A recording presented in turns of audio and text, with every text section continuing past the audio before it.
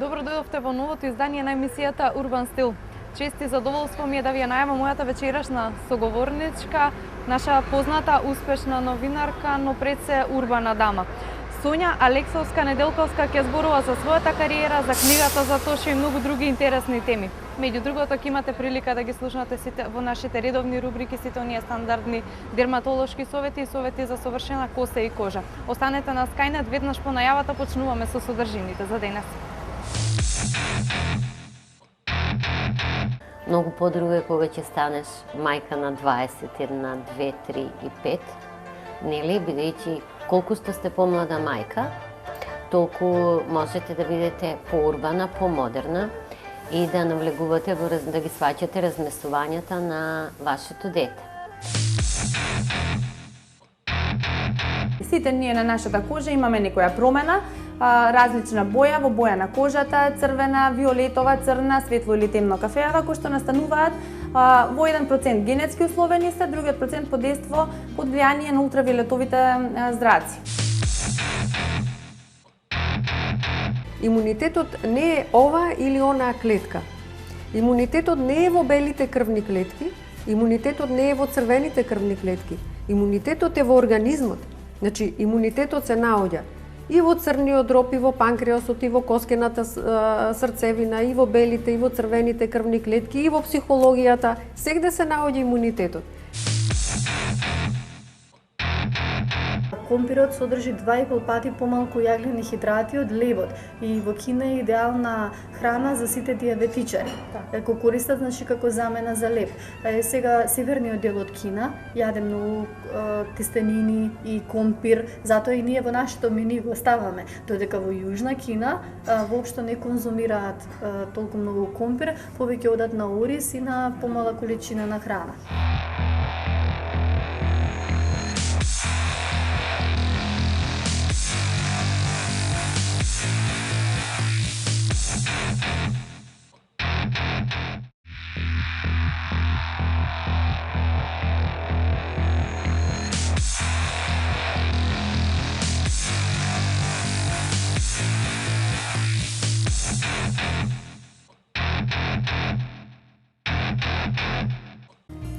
Во последно време особено актуелно е прашањето околу бемките, која од нив е ризична, која е опасна и така натаму.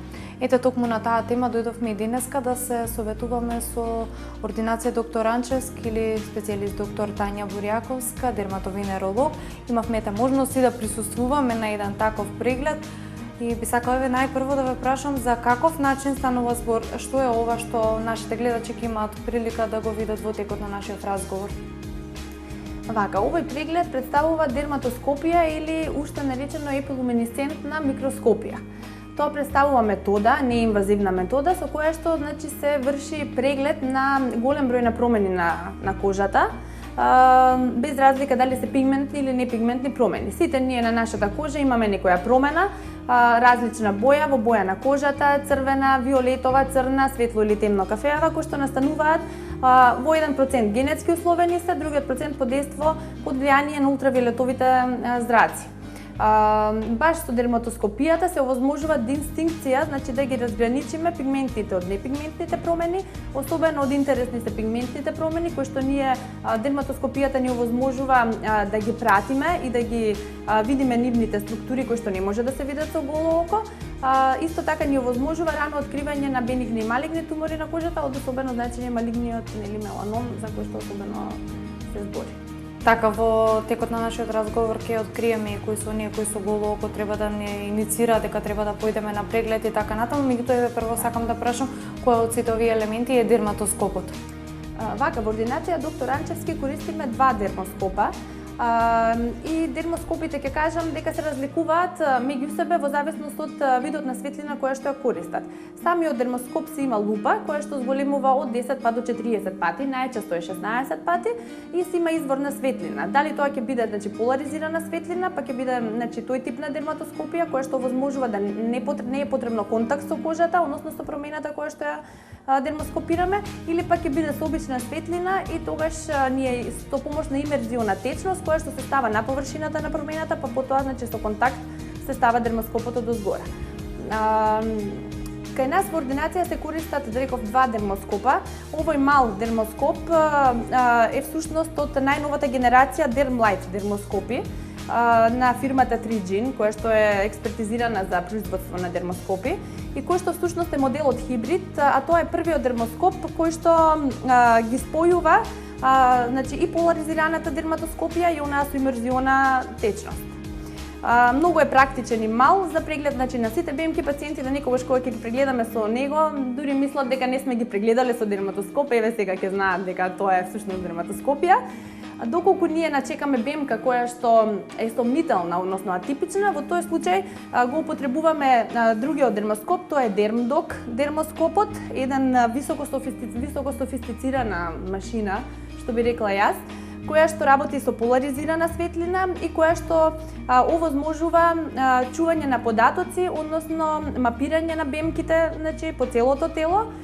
Исто така се содржи софтвер кој што ни овозможува анализирање на БМКите, односно нив скоринг, по ABCD системот и 7-point checklist класификацијата, да се видат сите структури и потоа споредба прави на веќе снимената промена со еден огромен број на референтни снимени промени кои што ги има во датата на податоци, на самиот систем и на крај возможува таа промена да ја сейвуваме за повторно кога ќе дојде под име и презиме на пациентот, за повторно тој кога ќе дојде на преглед да можеме да направиме споредба каква била промената претходно, каква е сега и дали има промени во нејзината структура, форма и така натаму. Така, што кажува овој преглед?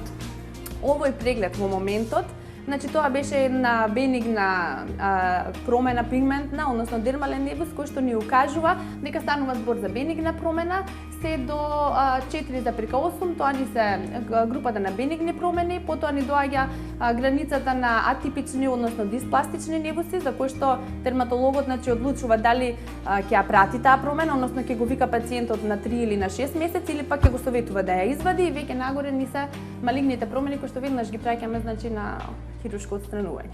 Така, што значи во овој случај нема простор за паника, за грижа.